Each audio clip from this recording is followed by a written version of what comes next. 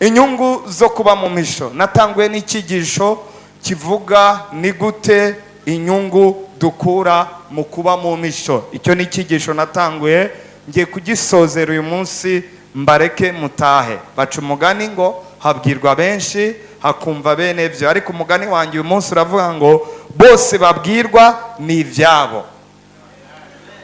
Niwo mugani nciye uyu munsi.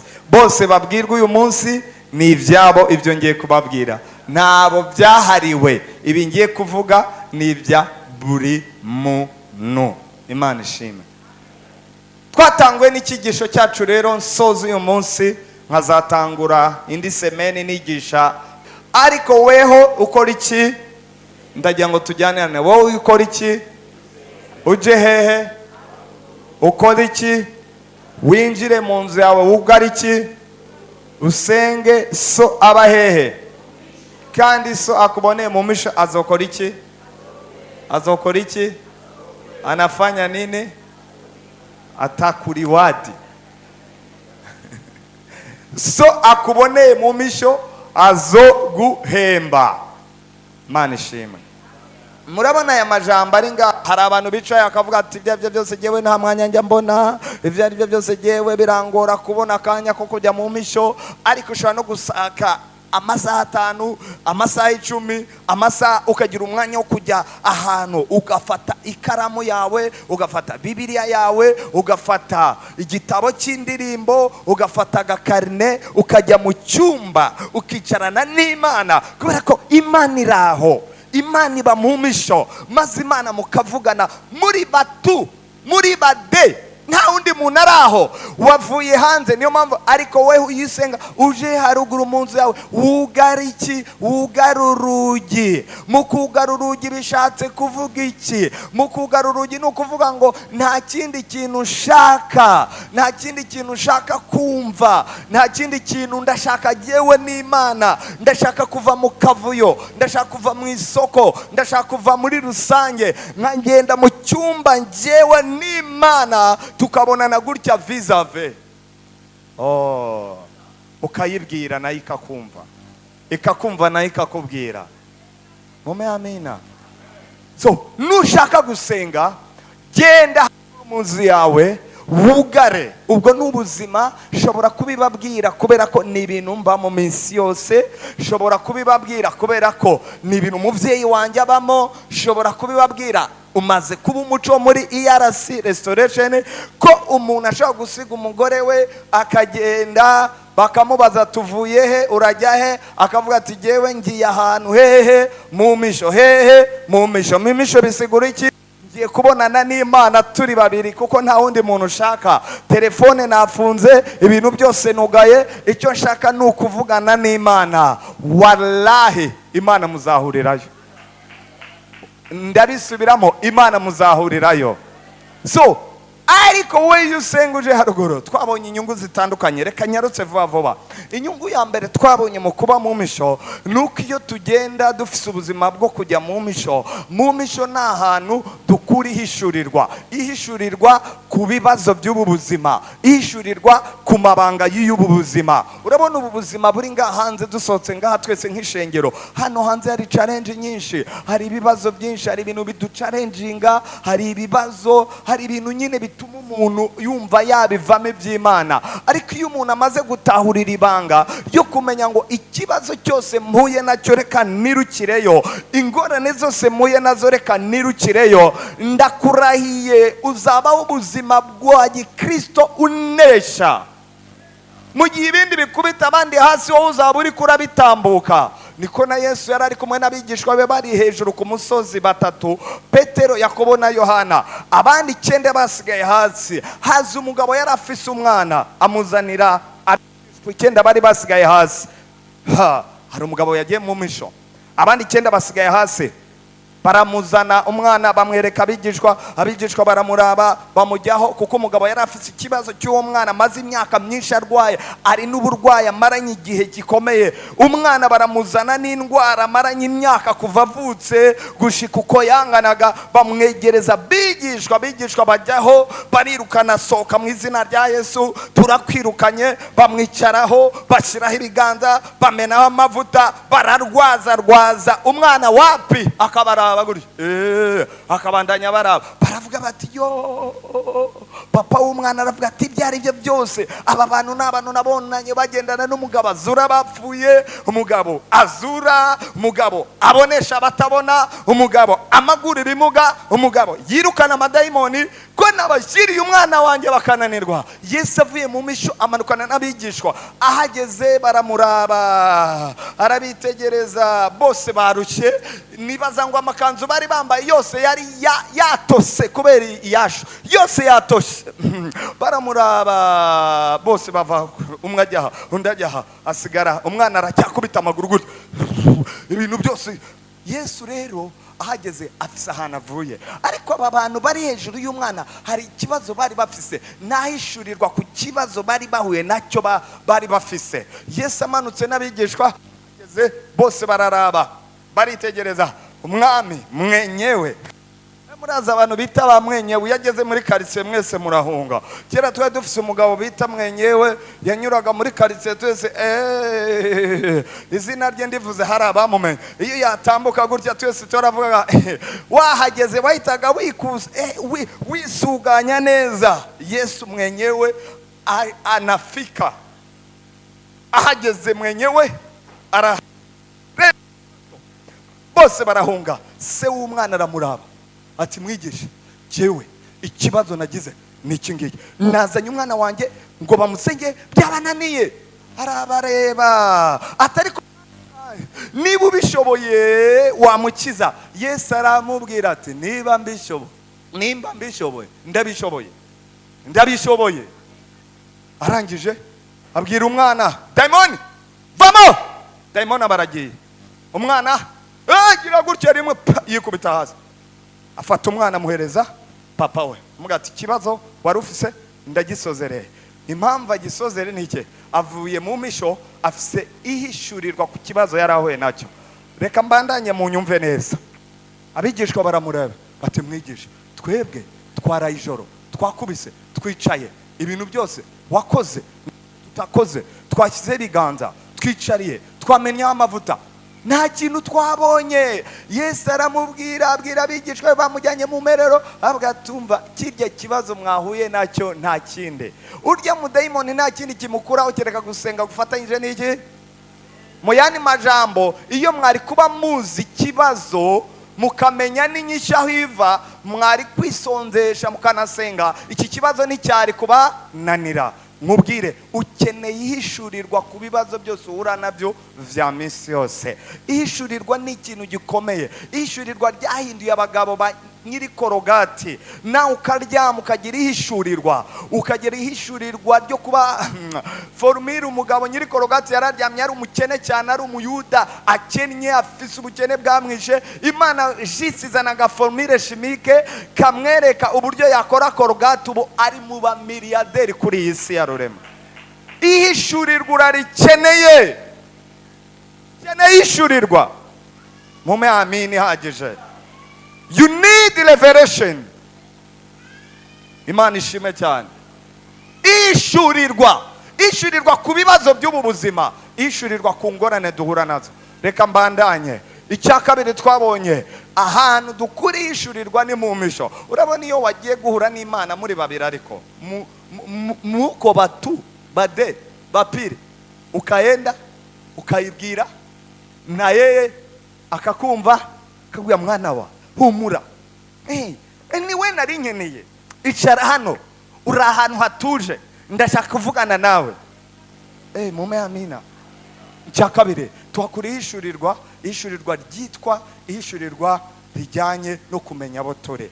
Mama Chantal ashinze inahe mu kanya, sivyo? Ashinze inahe uburyo Imana yamukoreye ibikomeye, imyaka yaheze ashinze inahe uburyo nyine Imana yabonaga imukorera ibikomere, ariko muri we akumva ko yashimye, akumva ko bihagije, akumva ko yarabyemereye Imana, ariko akumva ko niba Imana yabikoze akumva nyine ni ibintu bisanzwe. Aha ndagira ngo mbabwire, iyo umuntu ataragira ihishurirwa mutahuza icyo ari ngo yimenye amenye uwo ari we, ntashobora no kwihana. Iyo atarihana ntashobora no guhinduka. So adushingiye inahe, ariko urumva ko inahe mu by'ukuri Imana yari yakoze ibikomeye, umwana wa mbere n'uwa kabiri irabikora. Kirya kintu cyampishuriye uburyo nawe ubwe birya byose impamvu atazaga gushima, yari atarahishurirwa uburyo Imana yamukoreye ibikomeye, yari atarahishurirwa uburyo Imana yamutangaje, ikagukubita akareverasiyo ukabyuka. Niko byagenze. Burya ijoro ryose Imana yari iri kwiramuhishurira. Rero iyo utarahishurirwa hari ibintu udashobora gukora, ubifata nk'ibisanzwe. Mume amini ihagije, mume amini ihagije.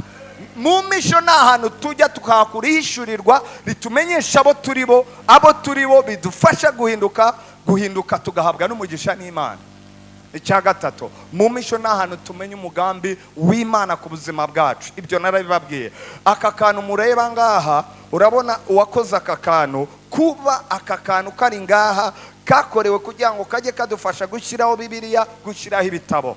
Deja kuba nashyizeho gutya ni ukuvuga ngo kasohoje impamvu yo kubaho kwako. Bibiliya twashyizeho kashoje impamvu yo kubaho kwako. Iyo shati wambaye, uwo mupira wambaye, bawukoreye kugira ngo ujye uwambara. We urawambaye, ubwo wasohoje impamvu yo kubaho kwawo. Ariko ikibabaje nuko twebwe nk'abana b'abantu tubayeho tutazi impamvu yo kubaho kwacu. Ni ikibazo kandi kibabaje cyane. Hari abantu bazi ko ari ukuvuka, umuntu agakura, akiga amashuri, akarongorwa, akabyara, akabona abuzukuruza, yarangiza agapfa. Ntabwo ari cyo Imana yaguhamagariye. Imana yaguhamagariye ibirenze ibyo ngibyo. Imana yaguhamagariye ibirenze kubyara no kubona abuzukuruza n'ubuvivi n'ubuvivure n'ibisa nabyo. Iby'Imana igufitiye birenze ibyo ngibyo. Icyo ni icya gatatu. Icya kane nababwiye ko mu misho ni ahantu dukura ubushobozi bwa Mpwemu Yera. Kuki Imana ishaka ko wambara ubushobozi bw'Imana? Impamvu ya mbere ni uko iyi si turimo irimo ibintu byinshi biduhinyuza. Irimo Satani mbese yarayihawe, abadayimoni barabahawe. Nagewe mubona hari umudayimoni ashinzwe, nawe wicaye aha hari umudayimoni agushinzwe, iri shengero mubona hari umudayimoni ashinzwe, iyarasi mu gihugu n'amahanga yose hari umudayimoni ashinzwe Apostle Masaso. Ni ukuvuga ngo twese buri wese afise umuntu amushinzwe, kandi si y'umwiza y'ukwini ikora. Ni ukuvuga ngo bari organize, ibintu byabo babikora ku murongo. Pastor Gustave hari umuntu bamuhaye, baravuga ngo turebere karya kagabo ko mu Kanyosha katurabira sha gakata droit ukate agoshe ukate aryamo ukate ahajya hose mukurikira. Nibeshya gatanu umurongo tuzamwereka nuko bameze, nuko bakora. Nabagome, nabamesha, nabapfu, nabapfupfu. Mume amini hagera. Bariya nta cyiza bakwifuriza. Bibiliya iravuga ngo icyazanye umugwanizi yaje kwica, kwiba n'ugutikiza, ariko jeweho uwo ni Kristo. Nazanywe no kugira ngo zironke ubugingo, kandi ubugingo Yesu wenyine ni wakwifuriza ibyiza. Satani wakwifuriza ibiki? Niyo mpamvu iyo turiko turasengera muri bande mwebe, muri bande jewe nitwa runaka Lucifer, ushaka iki? Icyanzanye n'ukwica, ndashaka kukica nikazombanaho. Nta yindi mvugo mbanzi ko banyishyura, imvugo yabo n'ukwica gusa. Nicyo kibagenza. Ubwira ikintu, nagiye kwigisha dimanche, njya kwigisha mu Nyabugete, harya mu Nyabugete. Uburyo ari abagome mbabwire, bari banteze uwo munsi, ati uyu munsi sha turagiye na mami na madamu wanjye mwiza na Odifax na madamu we na Bena, turagiye. Baramperekeje ngiye kuvuga ubutumwa aho mu ruzipo epfiyo iwabo w'abapfumu n'abarozi. Turagiye, ndigishije, ndabwirije kandi ebana ndabasambagura, ndabasambagura mwebwe nta bindi. Kandi ubwo byanashoboka ko bari banicaye mu materaniro, ntawe ubizi. Bishoboka ko baravuga ati uyu mugabo aradukomesheje, atumeneye amabanga we, ye baba we. Bandeba bagasanga nzitiriwe n'amaraso kabiri, bareba madamu wanjye bagasanga zitiriwe ko mutamanena. Bandeba bagasanga nzitiriwe kabiri, bareba madamu wanjye azitiriwe double. Umwana ari mu nda azitiriwe double. Yewe nzitiriwe de exposa, madama azitiriwe de exposa de, mwana apa azitiriwe de exposa 3 with the blood of Jesus. Baravuga bati uyu mugabo rero, ye baba we, atumeneye amabanga. Amateraniro araheze, urumva amabanga yabo nayamenye, turasohotse. Madamu rero kuko yari inyuma agenda imbere, umva abantu bahagaze nyine turiko turasohoka, ndasohoka. Madamu nawe ari inyuma yanjye asohoka. Ashobora rero kubera ko atari yabonye sikari imbere, asohoka nyine nk'utambuka ahantu haringaniye. Kumbi imbere ye baba we hari ama esikariye, ashobora kuba atarayabonye. Ubwo ibyo bapanze murabyumva. Ubwo hari n'undi mupasita wari untwaje ibintu ari inyuma yacu. Mami rero mu gukandagira ashobora akandagira, azi ko akandagira ahantu haringaniye, abakandagira nagiye kubona mbona umuntu ari inyuma yanjye akubita kiribite. Ye baba we, ndavuga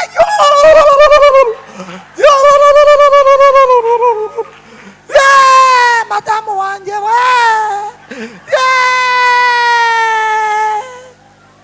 ndamubyura, sheri ntacyo ubaye, ndakora mbona ntacyo yabaye.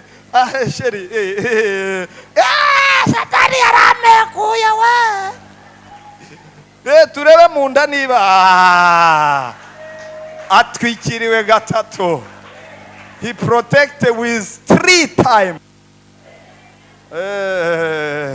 Pastor ari inyuma yacu badifase twariko ahita avuga ati shambega Satani yaraje kugoyeko, ati bingibi ni ishava gize ry'ibyo umaze kwigisha. Mume amina. Satani ni umugome, isi irakora. Kandi abakristo mwebwe ni mwebwe mutabizi, mwebwe mwibereyeho ubuzima. Niyo mpamvu duhura n'abantu benshi bari mu ntege nke, yabivuyemo yabisubiyemo, yabivuyemo habivuyemo, habishingutsemo habigarutsemo, ugahora muri ibyo, nabivuyemo nabigarutsemo nabisubiyemo, ukama muri ibi, tuvemo dusubiremo. Yo uri n'intege nkeya, ukeneye kujya mu misho, kubera ko iyo tugiye mu misho tuhakura ubushobozi bwa mpemo, tuhakura imbaraga. Iyo tuvuye mu misho tuhakura inkomezi, mu misho tuhakura guhagarara, tuhakura. Narababwiye ntabwo ukeneye kwirirwa urwana n'isafuri n'amasazi ngo urumva ngo umupfumukazi, umupfufu, umupfapfa, umupfufu, umupfiribi, umupfapfiri, ntabwo ari byo ukeneye. wowe akumuriro, wowe genda. Niyo dutambutse ahantu baravuga ngo aratambutse urya mugabo, dore wa mugabo aratambutse ni Muhunge, anyuze mu Kanyosha Muhunga, bari mu Busoro Muhunga, bari mu Gisyo Muhunga, aratambutse. Ageze kwibarabara rya Musama, ni mwigireyo mumwe mu baba bariko baravuga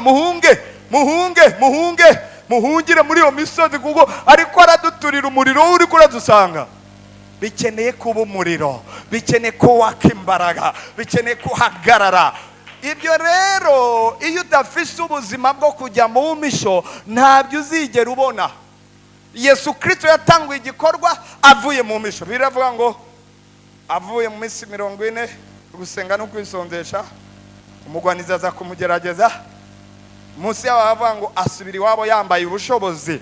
Mu yandi majambo ubushobozi yambaye abukuye he? Mu misho. Arabandanya kuva uwo munsi, biravuga ngo inkuru ye yamamara hose, acika star, acika ikimenywa na bose, kubera iki? Yaravuye mu misho yambaye ubushobozi. Mu misho tuhakura ubushobozi bw'Imana. Ureke barya basakuza ngo ngende umunyembaraga, uri umunyembaraga byakanwa araho tubuvoma. Abani ibintu ngo urumva ngo ngewe ngo I'm so powerful, usakuza gusa nkaho principe ni imwe. Jya mu misho, nushaka gusenga misho cyanjye, injira mu nzu wugara urugi usange data aba mu misho azokugororera. Haleluya. Icyo ni icya kane. Icya gatanu, iminota yanjye ndiko ndayibara munkurikire. Icya gatanu, twabonye ko mu misho iyo tuhageze n'ahantu h'ubuhungiro mu makuba. Yo, Bibiliya iravuga ngo ubabaye muri mwebwe nakora iki? Nimba muri mwebwe hari ubabaye akora iki? Aririmbe, atambe, ajye kureba abakomeye. Ubabaye nagende mu misho, ubabaye nasenge. Ufise agahinda ajya mu misho, uzagerayo Imana igire gutya fyo igatware.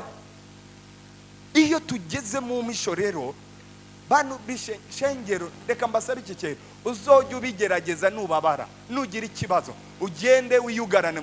Yewe narababwiye na cya cyumba uraramo cyaba harya urara, ushobora kuvuga uti uyu munsi icyumba cyanjye niba ari n'abantu ndarana nabo, uyu munsi ndiyugarana ndavamo 18h, ukinjira ukajyamo ukugara urugi, telefone washaka ukayizimya, kuko telefone iri mu bintu bisamaza. Facebook, WhatsApp, Instagram, birya byose biradusamaza, ugasanga umuntu abyamamo ariko warara umwanya aho Imana ugasanga ntawo. Birya byose nushaka kugire gutyo ufunga uvuga uti uyu munsi jene yanjye nta kintu mfata, sinywa amazi, simfungura, ndafunga telefone. Kuko na phone hari abantu babwiye ngo bayijene, yavuga ati aho kujena phone naje nindya.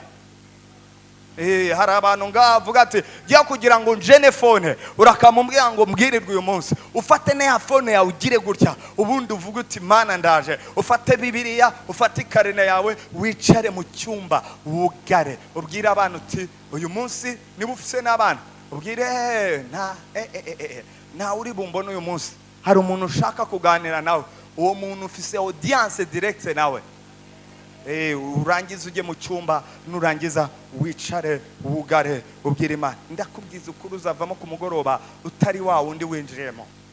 Niyo mpamvu mbabwira ibi bintu tubabwira ni ukuri. Abakristo benshi ubuzima babayemo bwo kuneshwa babuze ikintu cy'ingenzi cyo kujya kwihererana n'Imana ahantu yugaye nta rusaku ruhari. Haleluya. Icyanyuma,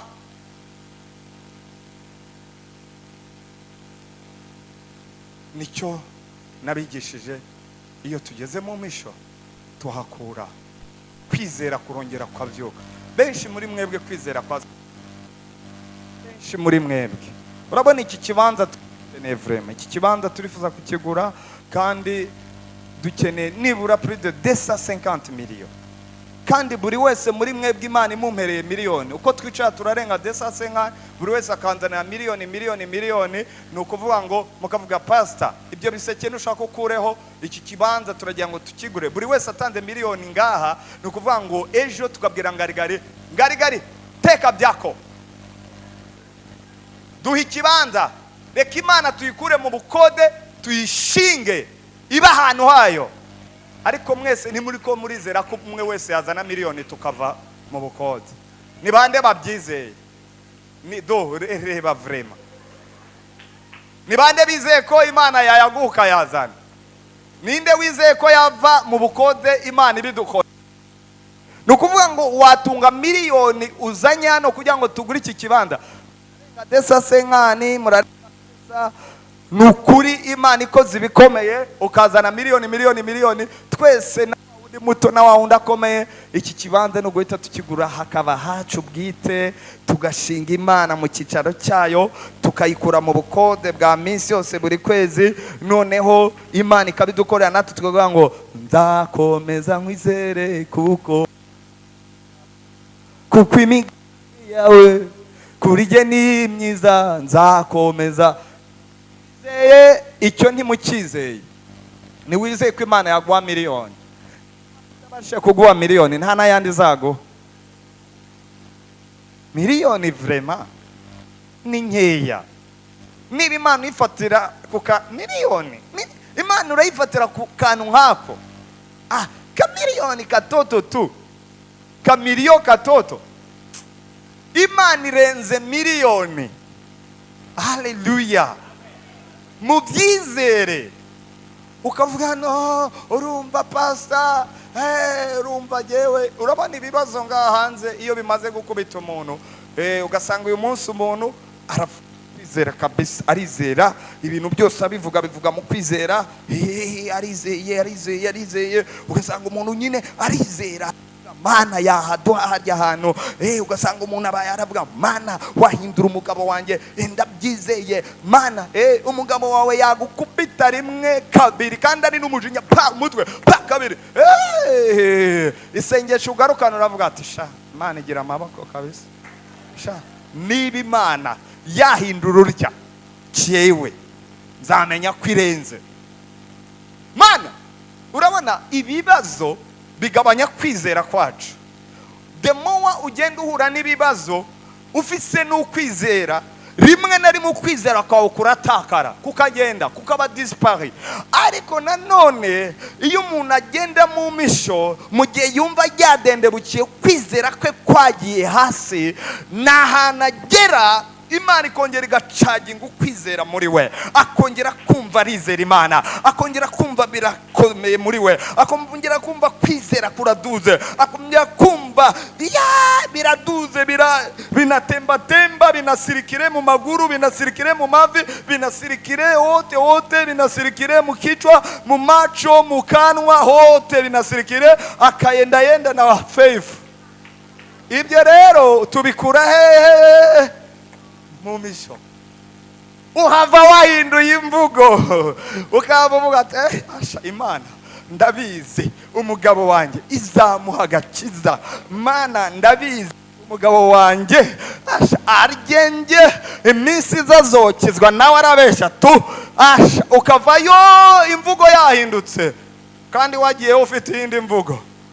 Deri yugije ukamara hanze iminsi ukaba uyibagiwe, ugahura nawe none uwo munsi akakurira, akavuga ati ndamunywera tu, ndamunywera reka njye kwa Gerard munywere, kanywa akaza. Noneho kubera Satani nawe ari umugome, ni umusuma, ahita avuga ngo kasohokanye kwizera harya, kasohokanye kavuga azokizwa kasohokanye kwizera. Uretse mugabo rero ubwo nawe kubera wacokoje biri mu mugabo, burya iyo wagiye mu mishuba wagiye no gucokoza ibiri muri we, ntago muri ko muranyumva. Iyo uri kurajya mu misho burya bucokoza n'ibiri muri we, akaza yariye karungu uwo munsi, uwo munsi agakora skandari utarigera ubona mu buzima, ukavuga ataha rero ye baba we Mana amaganya akaba menshi, aho Mana kwanza burya njye n'ibintu byo gusenga ako Mana naje giye kurangiza isi, wagira ngo ngewe naje gusozera no gukurikira abandi no guherekeza abandi ngaha kwisi. Kwanza ngiye burya nzongera no gusubira ku ishengero nyuma y'ukwezi, kicara iwanyu, maze Satani akaza akaziguha, akakupakira, anakupakia mafermisema, anayongeza yandi,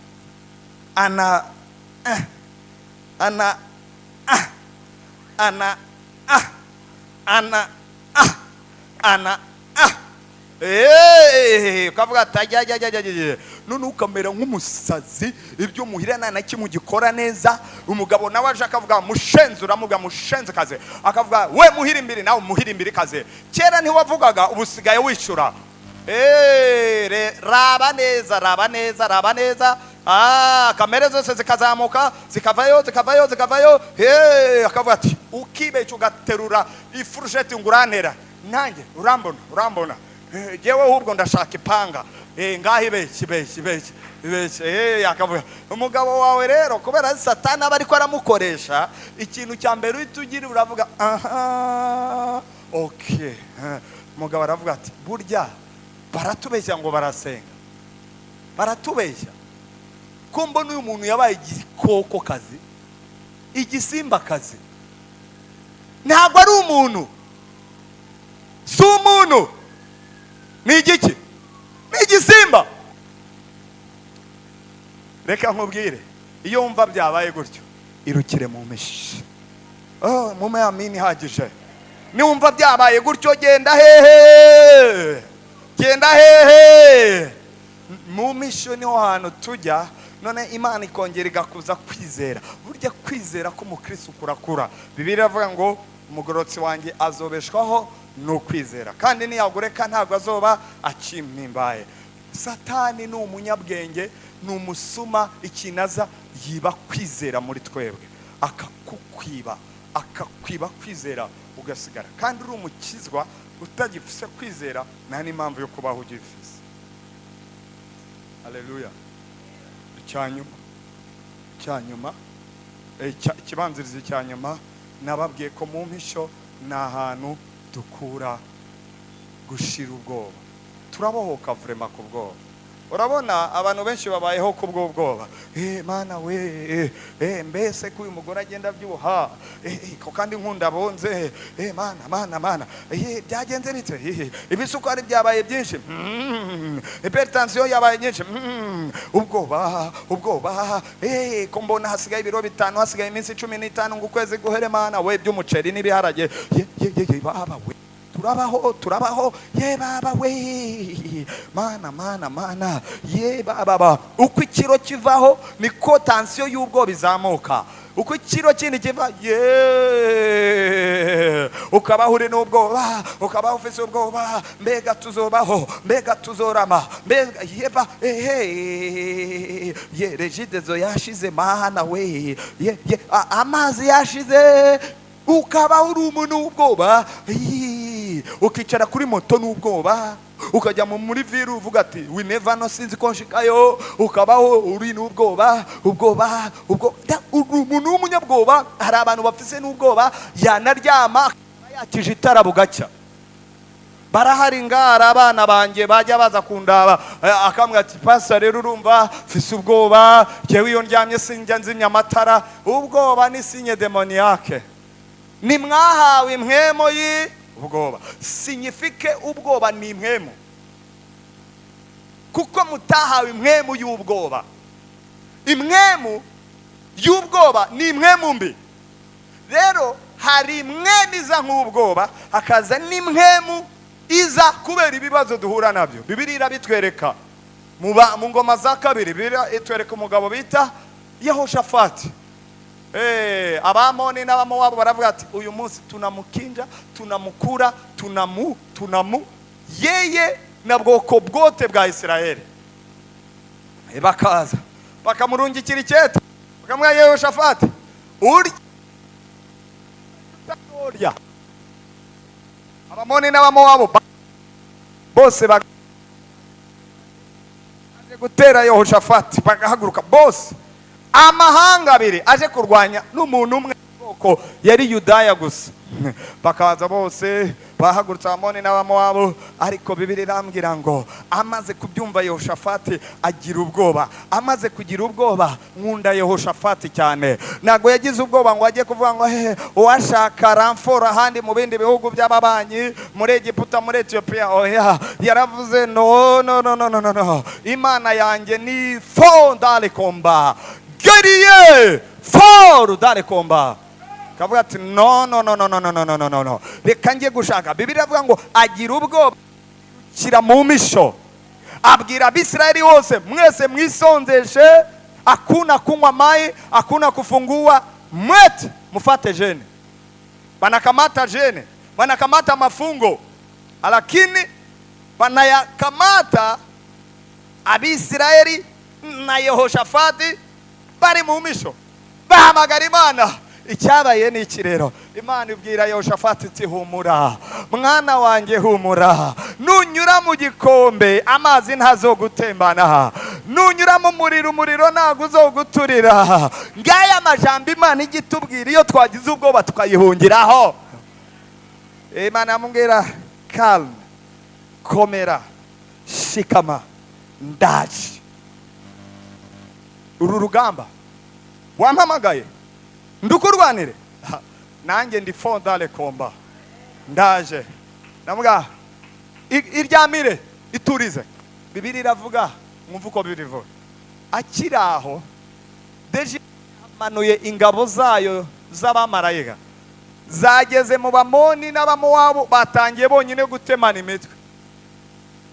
Ndakubwiye ngo iyi ntambara uri kuranyuramo uyirimo wenyine, ihamagaremo Imana. Hamagara Imana muri iyo ntambara yawe, hamagara Imana muri icyo kibazo cyawe. Ni fondale komba, hamagara iyo Mana muri icyo kibazo. Imana iragenda, abamarayika bayo ingabo zikomeye ziragenda zijya mu ntambara, zirakubita abamowabu, zirakubita abamedi, zirakubita n'abamoni, zirakubita Yehoshafati ngo bave mu misho basanga intambara yayoze kera umwami Imana yarayibarwaniye. Wowe ugize ubwo buhungira, ugize ubwo buhungira, ubwoba buterwa n'ibibazo. Kibazo Yehoshafati yaragize, hungira mu misho. Reka nsoreze ku cyuyu munsi mu minota 15 soze imisho yanjye nyiveho. Ubwo bumvise bazabikora, batumva nabo tuzabandanya twinjigisha. Niyo mpamvu tubaye ngaha, nuko amatuvuga tuvuga duhanura. Yesaya 11:2-4 itungubitira mwemu uhoraho azoba hehe? Kurinde kuri Kristo. Mwemu y'ubwenge niyo guhanura, mwemu yo kujya inama niyo ubushobozi, umenya yo kumenya uhoraho niyo kumwubaha. Est-ce que tu peux mettre en français? Si tu peux, il faut mettre là. Si les clans géants, l'esprit de l'éternel les posera sur lui double point. Signifie que muri esprit de l'éternel harimo spirit izosobona. Number hari esprit de sagesse et d'intelligence. Mu cyongereza bavuga spirit of wisdom, imhemu y'ubwenge ugutahura, spirit of understanding, esprit de conseil et de force, esprit de connaissance et de crainte de l'éternel. Alléluia. Murabona shakubiyereka iki? Munkurikire usoza iminota yanjye ya nyuma, munkurikire neza.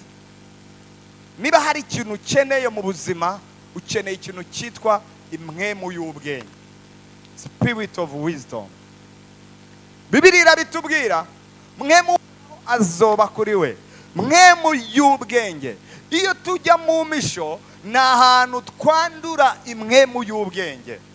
Iyo ugira umuhate ukavuga ngo nkeneye umwanya wo kujya njya mu misho ukajyayo, ndashaka uyundi wo kujya mu misho ukajyayo, ukarondera akanya ko kujyayo ukajyayo, Imana irakwandukiza. Imana ikwanduza imwemu y'ubwenge, ukabaho uri umuhungu afise ubwenge budasanzwe, ukabaho uri umumama afise ubwenge budasanzwe, ukabaho uri umupapa afise ubwenge budasanzwe, ukabaho uri umuhungu afise ubwenge budasanzwe. Mbese uko wegera Imana niko nayo ikwandukiza imwemu y'ubwenge. Imwemu y'ubwenge, ibibazo byaza ukaba uri wa mumama uzi gukemura ibibazo byawe neza, ingorane zaza ukaba uri wa mupapa uzi kuzikemura, uri pasteur ukaba uri wa mupasteur afise sagesse idasanzwe, uri diacre ukaba uri diacre uzi gukemura ibibazo neza, uri umugabo ufise abana n'umugore ukaba uzi gukemura ibibazo byo muhira. Kubera ko abajya mu misho ibanduza imwemu y'ubwenge, irabasiga imwemu y'ubwenge,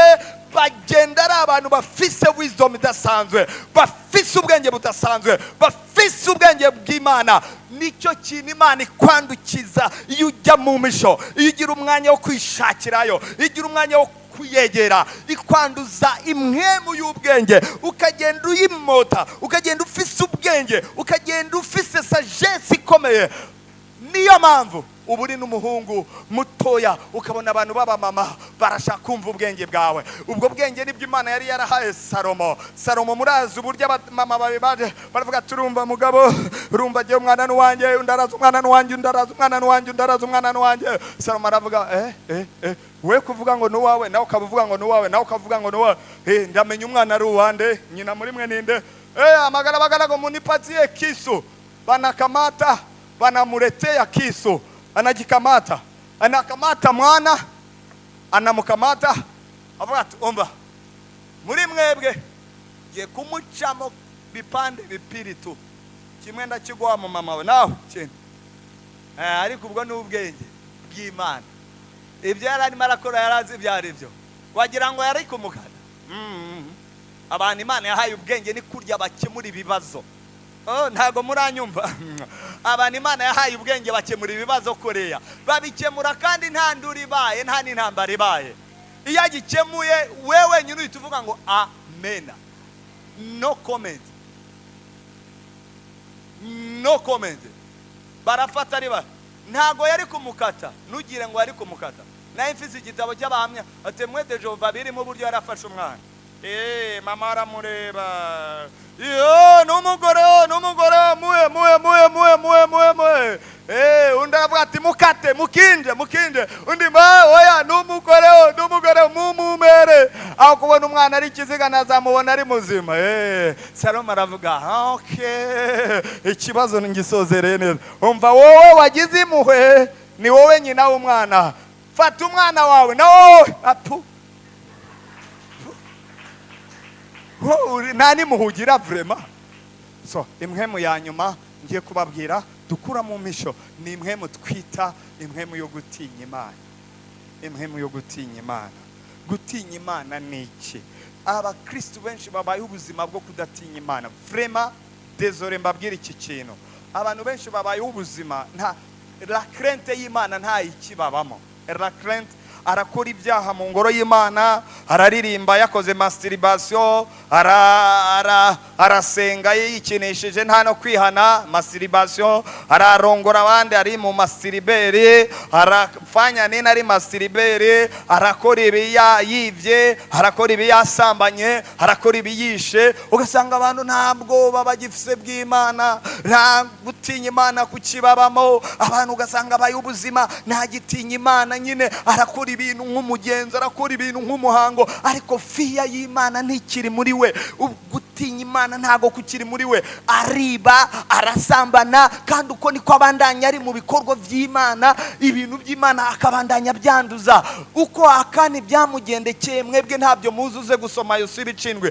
Aragenda afashe kubyo Imana yari yareguriwe. Amaze kubifata Abisirayeli bamaze gukubita hasi Yeriko, uwo munsi barahaguruka baravuga ati no uyu munsi noneho impamvu turi butere urya musozi bita Ai ni umusozi tuwutere ni mutoya, ariko nta n'impamvu yo kugenda turi ingabo nyinshi. Yosuwa arababwira ati mwagenda muri turamire. Baragenda bakigera kuri Ai, ariko ntibazi ko muri bo hari uwiyanduje, muri bo hari udatinya Imana, muri we hari uwakoze ibintu by'Imana. Baragenda ngo bagere kuri Ai, barakubitwa 36 muri bo baba barapfuye. Ingabo z'Abisirayeli zose ziba zigaruza ziruka zibwira Yosuwa ziti ye baba we banadupiga, adui ametupiga, tufanyeje?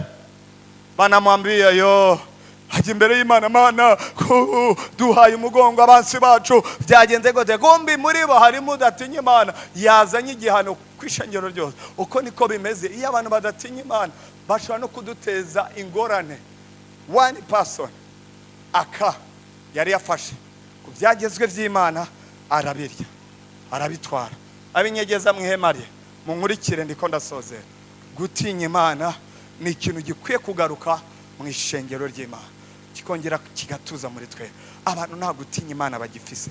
Abantu bari mu byaha, abantu bariko barivanga, abantu bari mu bintu nawe kibaza ese ishengero n'isi twayobewe uburyo tuzabitandukanya. Isi yaratwinjiranye, ishengero ryarasohotse ryinjiye mu isi, kandi abantu bose ni amen haleluya. Nta gutinya Imana na crainte y'Imana ikiri mu bantu. Ugasanga natwe turasavayivinga nk'ishengero, n'abandi bose turasavayivinga kubera ko abantu nta Mana bagitinya. Abantu iby'Imana barabimenyereye. Uyu munsi ndasenga Imana kubana nawe kwandukiza impwemu yo kuyitinya, nawe wadukizwe n'iyo mpwemu.